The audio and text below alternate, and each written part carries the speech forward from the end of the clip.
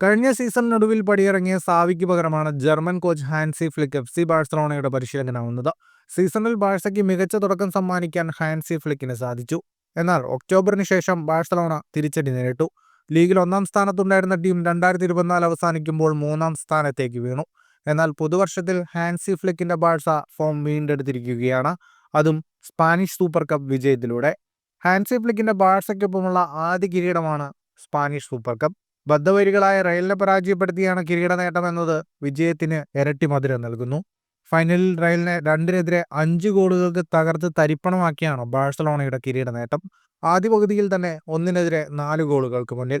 രണ്ടാം പകുതിയിൽ 5-ാം ഗോളടിച്ചതിനു ശേഷം 10 പേരായി ചുരുങ്ങി. റയൽ ഒരു ഗോളടിച്ച് തിരിച്ചൊരു പ്രതീക്ഷയെങ്കിലും അതിനെ ഫ്ലിക്കിന്റെ തന്ത്രങ്ങൾ ഇല്ലാതാക്കി. 10 പേരുമായി കളിച്ച ബാഴ്സ മനോഹരമായി തങ്ങളുടെ ലീഡ് പ്രതിരോധിച്ചു.